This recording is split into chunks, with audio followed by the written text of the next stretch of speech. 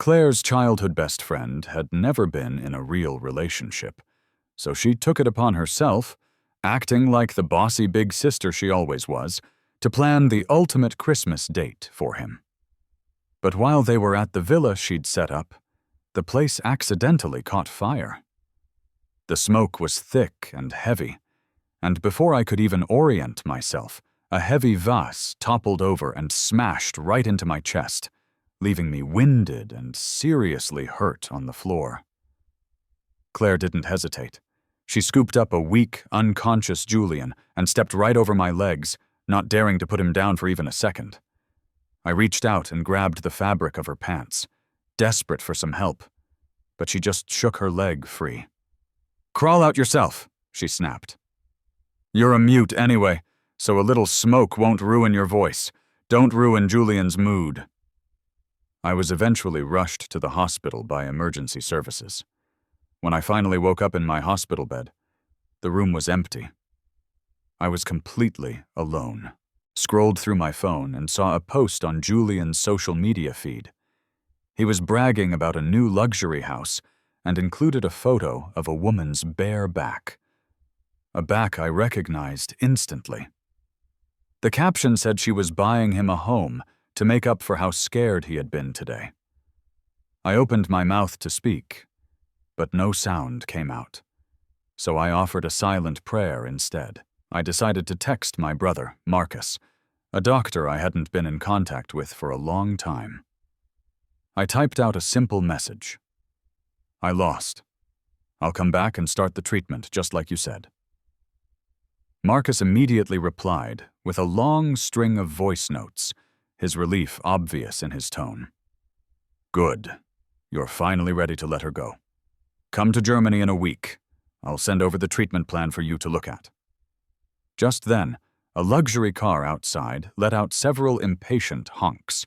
It was only then that I turned to look out the window. It was Claire. Her arm was draped casually out of the car window, her brow furrowed in annoyance. Sunglasses covered her eyes, but her bad mood was palpable. "Who are you texting?" she yelled up. "I called your name a few times and you didn't hear me. You're mute, not deaf. I dropped everything at work to come pick you up and you're just going to ignore me?" I closed the chat window, gave her a small shake of my head, and went down to get in the passenger side. She slapped my hand away before I could open the door and tossed a single command over her shoulder. "Sit in the back." My hand stung red from the slap, and a dull ache settled in my chest. I didn't ask why like I usually would have. Instead, I just obediently climbed into the back seat. Maybe because she saw how compliant I was, her temper cooled down a bit. The car pulled away slowly, leaving the hospital in the rearview mirror. The silence inside the vehicle was heavy. Claire cleared her throat and asked how I was doing. "About the fire yesterday. Good thing the villa has a sprinkler system. You weren't hurt, were you?" Her face held a tiny hint of guilt, but I didn't respond. She continued, "Julian's family and mine have been close for generations. If something happened to him at my house, I'd never be able to face his dad. Besides, all you did was inhale a little smoke. You're fine. Julian, on the other hand, has such a fragile heart. He was worried sick about you and insisted I come get you." I touched my chest, which was throbbing with pain under the thick bandages.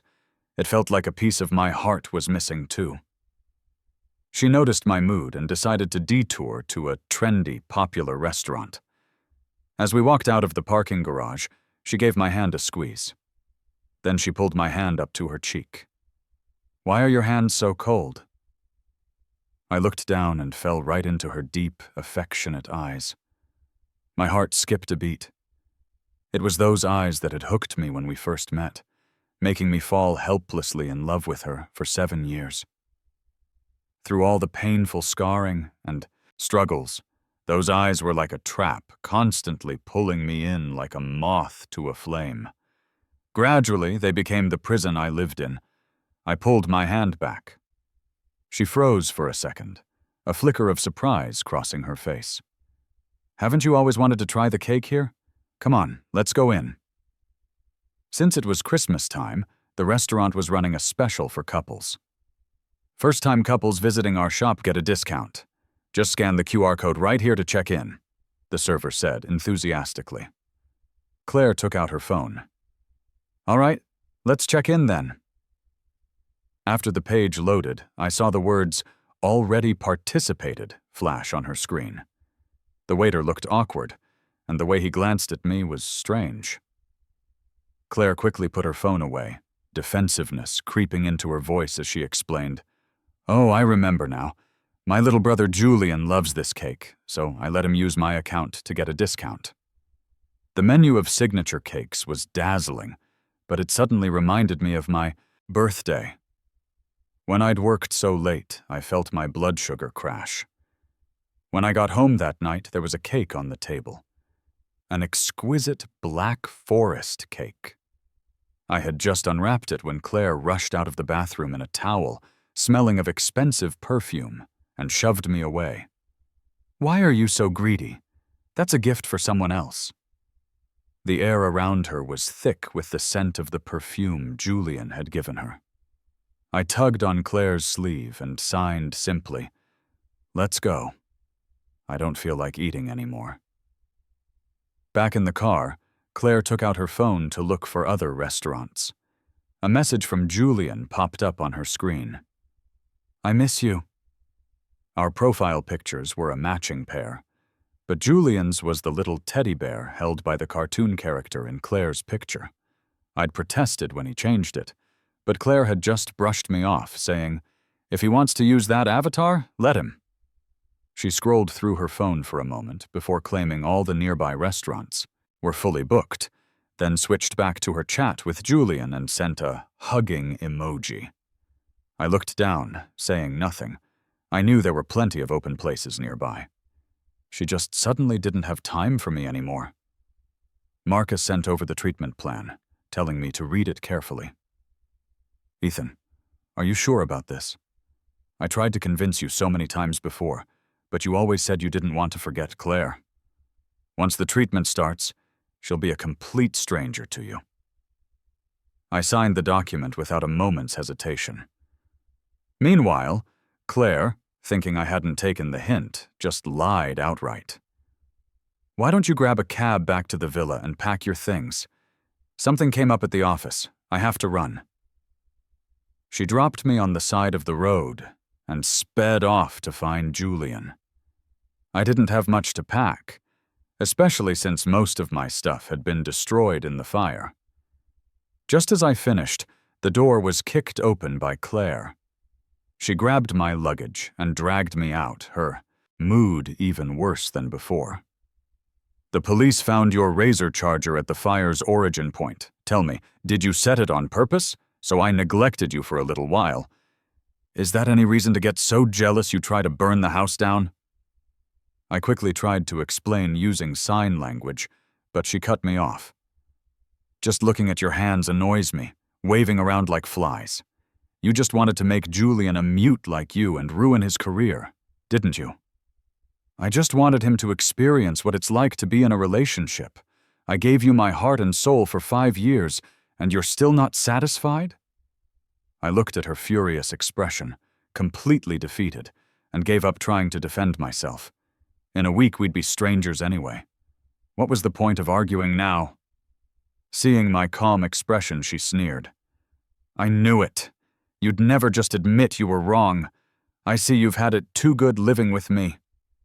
She shoved me and my luggage into the trunk, slammed on the gas, and drove to a rundown apartment in a rough part of town. The place was dilapidated and filled with the smell of mold. "This is your punishment. The villa might not be worth much, but you really crossed the line this time. If I let you keep acting out your jealousy like this, today it's the house. Who knows what it'll be next?" She clapped her hands together and tossed me inside. Then she took a handkerchief from her purse, meticulously wiped her fingers, and scanned the room with disgust. "Your mind is filthy anyway. A dump like this suits you." The apartment was clearly unsafe.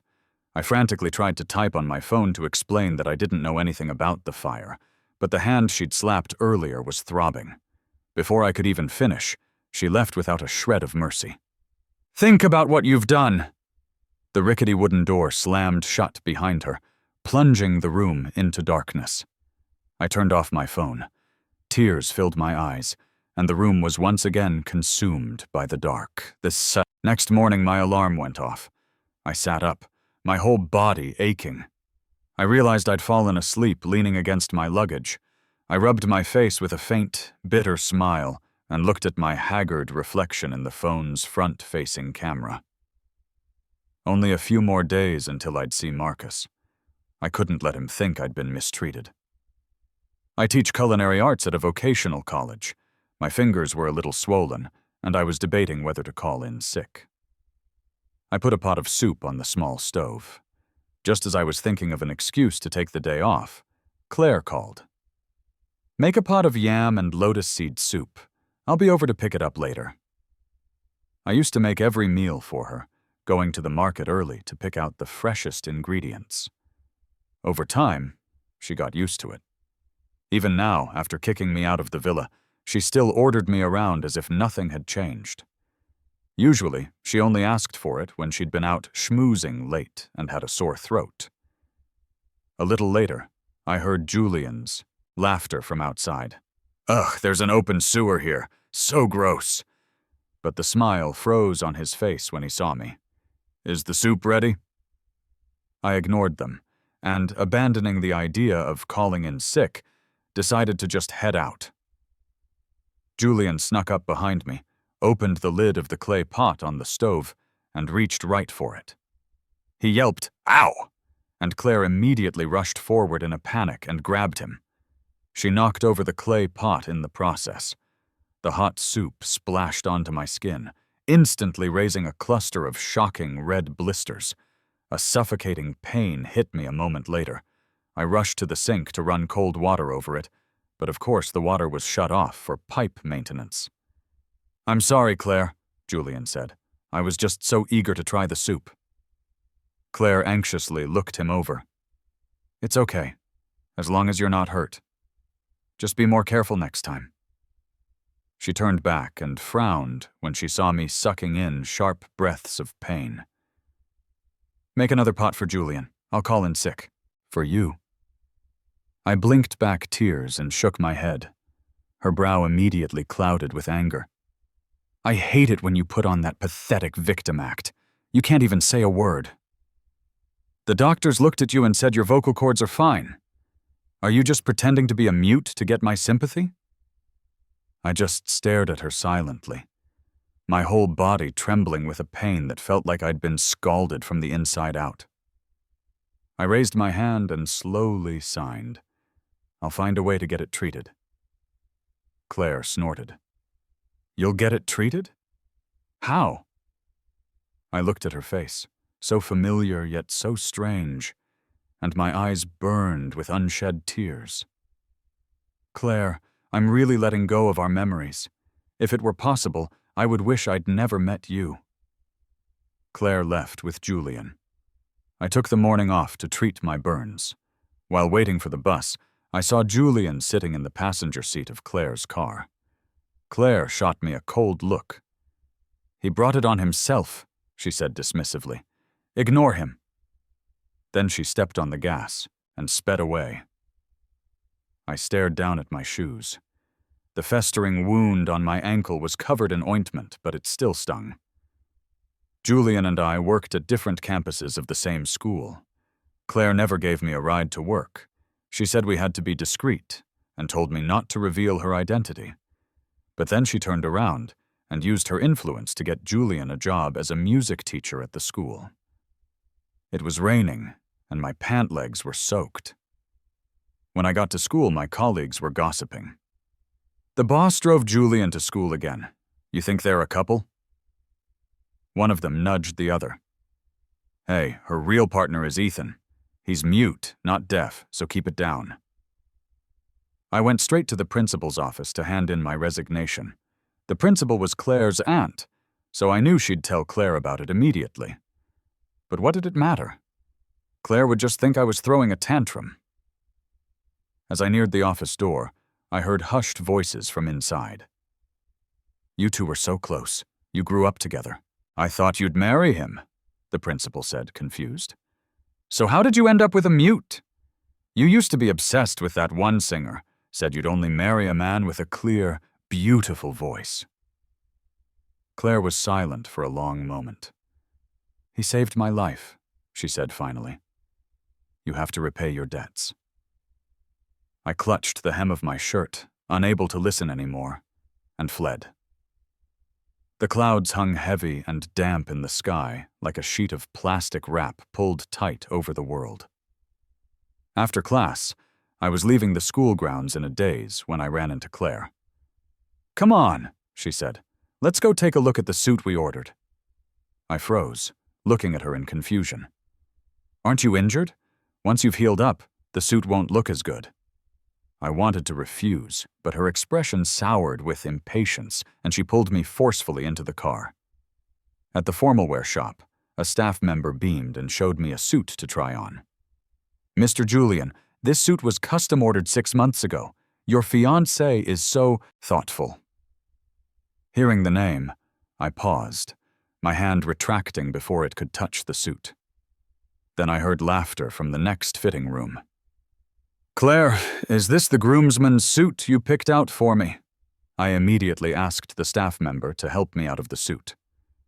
Looking at the gorgeous garment, he asked regretfully, "Your fiancée hasn't even seen it on you. Don't you want to see the look on her face?" I shook my head. 3 minutes later, Claire emerged with her arm linked through Julian's, her clothes slightly disheveled. She asked me, "So, are you satisfied?" I signed back, "That one's fine." The staff member gave me a pitying look. I was used to it. I just sat quietly to the side, sipping my tea. Claire paid for both suits with her card. "Julian got off work early, so I had him come try on the groomsman's suit. Since you won't have any family at the wedding anyway, he can just be your best man." I shook my head, refusing. Julian looked hurt. "Ethan, do you have a problem? With me? I even prepared a special performance for your wedding. Claire loves to hear me sing." I remained impassive. Claire yanked me up from the sofa, gripping my wrist tightly in a threatening hold. "Julian is trying to be considerate, and you're acting all reluctant. If you don't want to go through with this wedding, then let's just call it off." I met her gaze calmly. I couldn't see any love in her eyes anymore, only annoyance. I nodded. "Okay." Her grip tightened, making me wince. "You were so in love with me before. Weren't you dying to marry me? What are you playing at now? The wedding invitations have already been sent out. If you hadn't thrown that tantrum and set that fire, we could have been at the villa happily preparing for the wedding." It was true. I used to love her so much, and I longed for the day she'd propose. But now, all that hope and devotion had been ground down to nothing. I had nothing left to hold on to. The cheap apartment was drafty. It was winter now, and I could only huddle under the covers, rubbing my swollen red hands. Many years ago, when she confessed her love for me, she promised she'd marry me in a snowy winter.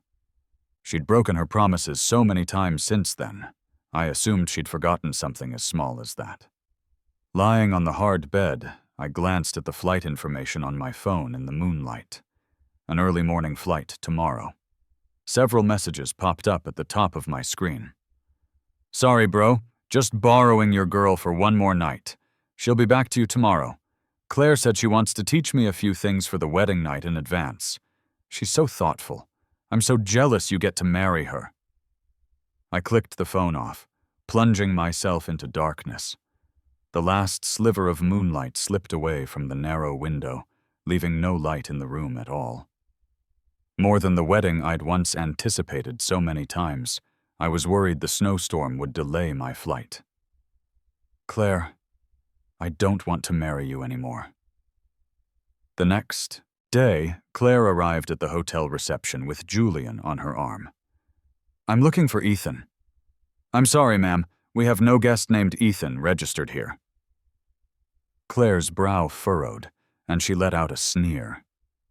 "Looks like he's still sulking. Is that what this is about? He wants me to come pick him up." She called me countless times, but every call went unanswered. For the first time, her messages were met with total silence.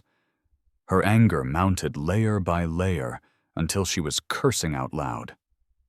"So dramatic. I guess he doesn't want to get married after all." "Are you sure you got the time right?" Julian asked. Claire said nothing, her gaze icy. She drove straight to the run-down apartment only to find the door wide open and a crowd of neighbors gossiping. "Whoa, I heard this place was robbed last night. The door's broken and everything." "The landlord couldn't rent it out for 3 years. Who'd be brave enough to live here?" "Someone should call the cops." A flicker of panic crossed Claire's face. She forced herself to stay calm and pushed her way through the crowd, rushing into the room. All she found was a large pool of blood on the floor. "Ethan! Ethan!" Her calls grew more and more frantic as she spun around the room like a headless chicken, searching inside and out. A resident she'd shoved aside grumbled, "Who is this woman?" Hearing the question, Claire's entire body went rigid with fury. She grabbed the man by the collar and squeezed the words out through her teeth. "I'm his fiancée. We're getting married today." All the fight seemed to drain out of Claire. Her chest heaved as she panted, muttering something under her breath. She tore the room apart, but found that I hadn't taken anything with me. I had just vanished into thin air.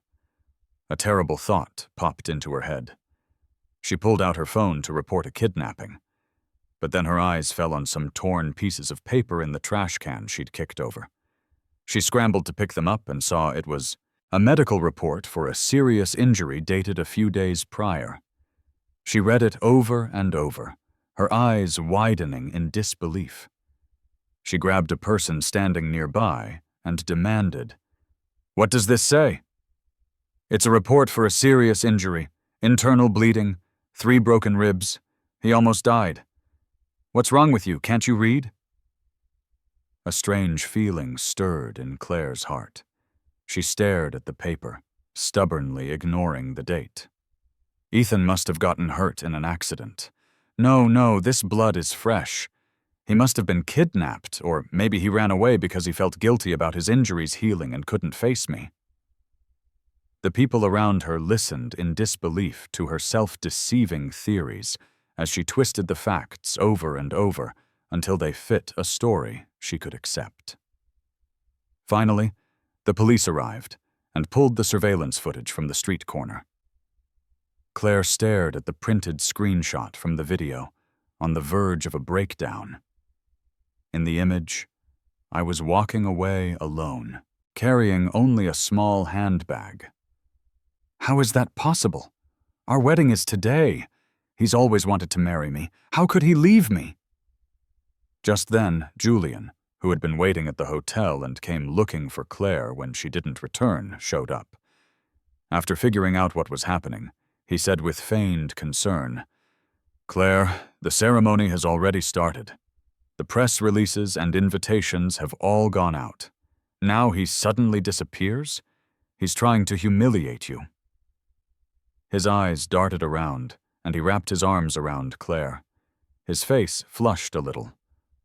"Claire, we already rehearsed yesterday, didn't we? If you don't mind, I'm willing to marry you." Her vacant gaze fell on him. The royal cufflinks on his sleeves seemed to mock her. They were the ones she had won at an auction for me, worth millions, but I had almost never worn them, keeping them carefully preserved in a jewelry box. And here was Julian, having casually dug them out and put them on. Claire was furious. She reached out and ripped the cufflinks right off his sleeves. Before Julian could even speak, Claire's chilling glare froze him on the spot. "My husband can only be him. I taught you about love. so you could experience it, not so you could try to take his place. For the next few months, she searched for me like a madwoman, offering a huge reward for any information on my whereabouts. But I had almost no friends in the country. The closest person to me was her, and if even she didn't know where I was, no one else would. Meanwhile, I had landed at the Berlin airport. My brother, Marcus, was waiting for me outside, dressed in a light gray trench coat. He opened his arms and pulled me into a pained hug, his first words choked with emotion. When he heard what I'd been through, he was speechless with anger for a long time. He gently stroked my hair. If you had never met her, none of this would have happened. I buried my face in his warm embrace and cried silently. My brother laid out a treatment plan for me, a long-term course of repeated hypnosis. The goal was to make me forget the trauma I had experienced, forget the unfortunate past that led to me losing my voice after saving Claire, and of course to forget Claire completely. A year later, Claire, who had nearly driven herself mad searching for me, happened to see an interview with me on an international music program. She was sitting at a bar, drinking herself numb, when she looked up and saw my face on the screen. She rubbed her eyes in disbelief while my gentle, clear voice flowed like a mountain spring. That's Ethan, the genius singer-songwriter who just made a comeback in Germany. You listen to his song Wilderness all the time, don't you? I think he had some kind of accident later on. Hasn't sung in 7 or 8 years. Now he's back and at the top of his game again. A bunch of movies are asking him to do their soundtracks. The bar owner was a friend of Claire's and would often chat with her when he wasn't busy. Claire didn't hear the rest of his rambling. She immediately shot up and rushed to the airport. Her heart, once gray and dead, started beating again. Her fingers trembled and grew hot with the joy of finding what was lost, fumbling with her keys several times. Her driver came over and steadied her. Sitting in the car, she felt a mix of joy and despair. So Ethan was my favorite singer all along? Why? Why did he never tell me? And I kept taunting him about his voice. Her confused thoughts churned over and over until she was sitting in the VIP lounge at the airport, the faint buzz of the alcohol completely gone. Backstage at a concert rehearsal, Marcus came to pick me up early from work. Across the street stood a person, her face slightly thinner, but her eyes shockingly bright. I looked quizzically at my brother's slowly clenching fists. Do you know her? He let out a contemptuous sneer. Know her? She's my enemy. Claire ran toward us, calling my name. She tried to take my hand, but Marcus swatted it away. Get lost. How did you find us here? Claire's eyes were fixed only on me, a storm of emotions churning within them. I tilted my head, curious. And you are? Claire froze, only then noticing how close my brother and I were standing. She bit her lip, but the bitterness of jealousy and suspicion spilled out. You were faking it the whole time, weren't you? You played me for a fool. Do you have any idea that I spent a year looking for you like a pathetic dog? You could talk the whole time, so why didn't you tell me? Marcus grabbed the distraught woman, looking down at her with contempt. I'm his brother. Ethan has just recovered his voice, and in the process he's completely forgotten the person who caused his psychological trauma. Claire suppressed the helplessness in her eyes and asked relentlessly, Ethan loved me so much back then. How could he forget me? I was the most important person in his life. I don't care what you two called each other, but he's my future husband. Marcus's face went cold as he pulled me behind him, shielding me from Claire's sight. Not all sibling relationships are as disgusting as yours and Julian's. Claire's face turned pale. She tried to argue, but I just yawned. Bro, let's go. It's your birthday soon. I've already ordered all the ingredients to make you that beef soup you love. Claire let out a low snarl and tried to block us, but security held her back. She collapsed to her knees, completely broken. Every year on her birthday, I used to make her soup. Now all of it was just another unfamiliar blow to her. The next day, Marcus was called in for an emergency case, so I prepared to head out on my own. As I walked into the underground garage, a hand clamped over my mouth. "I'm calling the police," I yelled, my voice muffled. "I'm your fiancée. I'm Claire. Ethan, I was wrong. I've cut off all contact with Julian. Please forgive me, okay? Stop pretending you have amnesia just to mess with me." The woman's anguish didn't seem fake, but I was still confused, trying to remember if I knew her at all. All she saw in my eyes was bewilderment. In the struggle, the treatment forms in my bag scattered across the floor. I had been undergoing psychological treatment for a full year, and today was my follow-up appointment with the doctor. The checkup form stated that my memories related to Claire were now almost completely gone. Claire traced the words with her finger, reading them over and over, a bitter taste growing in her mouth. She looked up, her face streaked with tears. "Did you hate me that much? But you were the one who was in the wrong. If you hadn't set that fire, we'd be married today." While she was reading the report, I secretly called Marcus for help. But Claire noticed my subtle movement immediately. Her face turned ashen as she smashed my phone on the ground. "I don't care what you've forgotten. I will make you remember me. That damn man must have tricked you. He kidnapped you while we were fighting. I won't let him get away with it."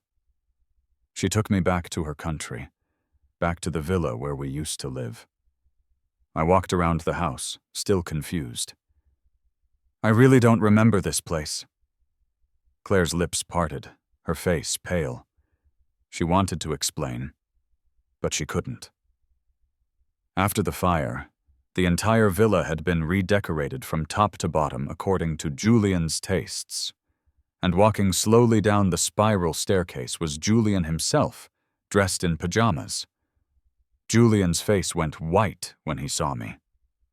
"Claire, this is the man who left without a word and made you drink yourself sick with worry." Claire cut his accusation short. "Didn't I tell you to get lost? Why are you back here?" Claire had her bodyguards throw Julian out. He screamed a final taunt at me as he was dragged away. "This whole house is filled with memories of me and Claire. Let's see how long you can stand it."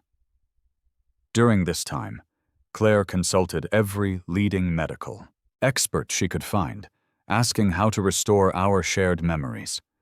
After getting her answer, she took me to all the places we had gone together back then. But I remained completely unmoved. Claire started pulling up old surveillance footage, showing it to me with anticipation. I had this painstakingly restored. If you watch our daily life in the villa, you'll surely remember how happy we were. The footage played on, day after day. The man in the videos clearly had my face, but I felt nothing but a sense of alienation. "Our happiness was just me cooking for you?" I asked, pointing to the repetitive morning routine on the screen. My question stunned Claire. "I asked you about it back then," she said. "You told me that seeing me eat happily made you happy." I shook my head. "I don't feel that way now. If this is what you want me to remember, then I don't see the point." Claire nervously tried to stop me from leaving, wanting me to keep watching. "There's more," she explained, her words jumbled. The timeline reached the day of the fire. I was in the kitchen, bustling about preparing a candlelight dinner for them. A short-circuiting wire sparked and set the carpet on fire, and the flames began to spread. As Julian fled in a panic, he knocked over a cabinet, and a teetering vase fell and struck me, spilling blood all over the floor. Claire, who had rushed over after getting the news, burst into the dining room and immediately scooped Julian into her arms, not even sparing me a glance. I watched silently as the woman's face turned ugly, her eyes filled with deep, agonizing pain. She immediately slapped herself twice in self-reproach, and knelt before me. She apologized frantically, vowing to make Julian pay. But her pretty face, full of guilt and emotion, now just looked hideous to me. I just shook my head slightly. She fell into complete despair, her eyes flooded with a desperate madness. Our wedding never happened. We should have it now. I'll change. I'll spend the rest of my life making you happy. I tried to leave, but she locked me in the villa. I have no feelings for you, Claire. You're holding me against my will. This is a crime. She grabbed my hand and forced a matching wedding band onto my finger. She rubbed my hand against her cheek with a sigh of satisfaction. You loved me for so many years. You should continue to love me now. This is how it's supposed to be. Her expression was one of rapturous obsession. It gave me goosebumps. This bizarre sense of unfamiliarity terrified me, especially when I woke up in the middle of the night to find her watching me gently, her fingers brushing through my hair. She forced me to sleep in the same bed with her but didn't do anything to me. During my days in the villa, she busied herself planning the wedding, placing a scrapbook in front of me. Ethan, do you remember this? It's the collection of wedding ideas you started putting together right after we started dating. I frowned and looked away. She keenly sensed a change and pressed me eagerly. You remember, don't you? I knew you'd remember me. I'm the one you love the most. Her warm breath was on my face. I felt sick and slapped her. Yes, I remember now. I remember you choosing to carry him out during the fire, leaving me to crawl out like a dog. I remember you and Julian changing your profile pictures to a matching set behind my back and telling me you were just helping him get used to having a girlfriend. And I remember you saying you were only marrying me to repay me for saving your life. My words left her utterly humiliated, but she still refused to let go. It's okay. You can blame me. As long as you remember me. Don't forget me. Julian has never been in a relationship. That's why he doesn't understand boundaries. As his big sister, it was hard for me to say anything. I just wanted to protect his innocence until he found his true love. But it won't happen again. I swear. I laughed, mockingly. Haven't you figured it out? You're his true love. Her face was ashen as I pushed her out of the room. She pounded on the door, yelling, Don't you remember our birthday on the Ferris wheel? You wished that we could spend every single year together. That talk of birthdays reminded me. She'd told me she forgot to get me a birthday cake that day. Later, I saw an intimate post on Julian's social feed, a picture of Claire's hand with a dab of cream on it, and Julian licking her fingertip. Cake is sweeter when Big Sis feeds it to you. I had asked her to order that cake a week in advance. I had been looking forward to it for so long. So many things in the end just come to nothing. At this point, I have no expectations for her whatsoever. As I was about to fall asleep, a letter was slipped under my door. Inside were a few photos and a single sentence. Whether your amnesia is real or fake, Claire and I are made for each other. Everyone has said we're the perfect match since we were kids. By the way, I bet you didn't know this. When Claire was looking for you, she couldn't stand the loneliness and had me dress up as you and sleep with her. So tell me, does she love you or does she love me? Claire, who was showering in the bathroom, heard the noise and rushed out wrapped in a towel. She saw the photos scattered on the floor, and her lips trembled as she tried to explain. Ethan, I was just drunk that night. I shook my head. It's okay. I forgive you. Her eyes lit up instantly, a smile touching her lips, but my next words were like a bucket of ice water poured over her head. Just let me go. I don't care about any of this. She rushed forward and hugged me, hot tears falling on my collarbone. Like a child throwing a tantrum, she repeated over and over, No, I won't let you go. Hit me, curse me, do whatever you want to let off steam as long as you stay by my side. The next day, she drugged me with something that left my muscles weak and helped me into my wedding suit. My back, she discovered the massive network of scars from the burns and the impact. A shocking sight.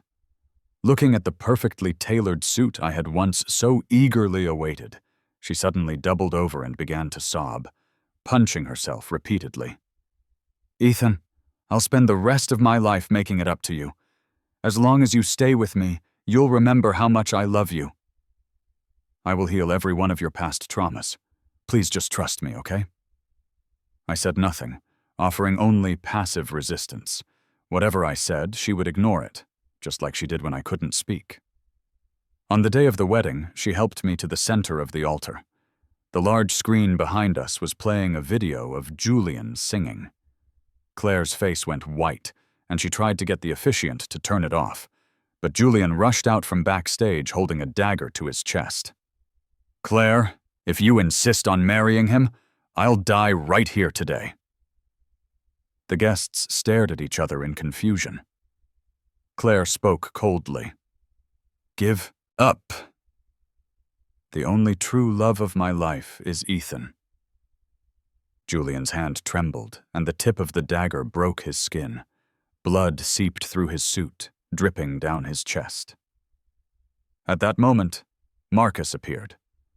He walked onto the stage, coldly observing the farce. Because of the invitations and the wedding, my brother had finally managed to find me. As soon as I saw him, I pulled my hand free from Claire's grasp. She grabbed me again, her voice pleading. "You'd rather go with him than accept the happiness that's right in front of you? I'm the one you're about to marry." I looked at her calmly. "You're just a stranger to me now. Falling in love with you was the biggest mistake of my life. I should have just let those thugs kill you back then."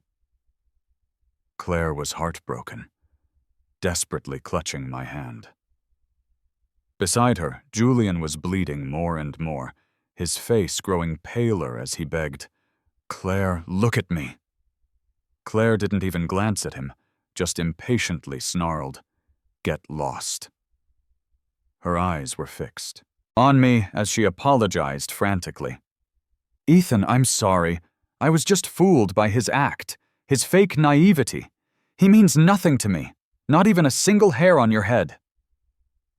Julian's eyes, filled with a mixture of sorrow and rage, locked onto me. He raised the dagger and lunged. Claire threw herself in front of me. The blade sank into her shoulder, and a droplet of blood splattered onto her eyelashes. When she blinked, it left a trail like a bloody tear. The guests who had just been watching the drama unfold screamed and called the police. Claire hissed in pain but forced out the words, "Can you give me one more chance?" No. I had already given her countless chances. This kind of disappointment doesn't happen in an instant. It wasn't a single snowflake that caused the avalanche. The mountain of snow was already there waiting to collapse.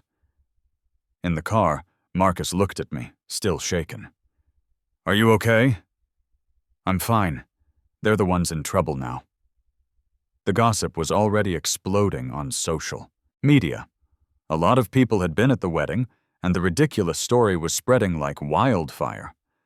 But what made it even bigger was the song Julian had been singing. It was flagged for plagiarism, and fans of the original singer dug up all his dirt. The music competition he'd won back then? He'd been lip-syncing. Claire had used her power to award him first place and get him into the finals. I closed my eyes and drifted off to the soothing music in the car. I was so tired. During the days Claire held me captive, I hadn't gotten a single moment of peaceful sleep. In the sweet dream, the deepest waves of my sea of memories surged forth. I had been a genius composer, famous at a young age. I'd just finished my first original concert tour and was about to make my mark on the music world. After a city cultural exchange event, Claire was targeted by business rivals. She was the upperclassman I'd had a crush on in college. When I saw what was happening, I didn't hesitate to create a bison diversion to help her escape. But in retaliation, I was kidnapped and held in a dark room for 3 days and 3 nights. When she came to rescue me, we were ambushed. I shielded her with my body. The trauma of the attack left me with PTSD, and I lost the ability to speak. She promised she would never let me be hurt again, but time and time again she was the one who hurt me the most.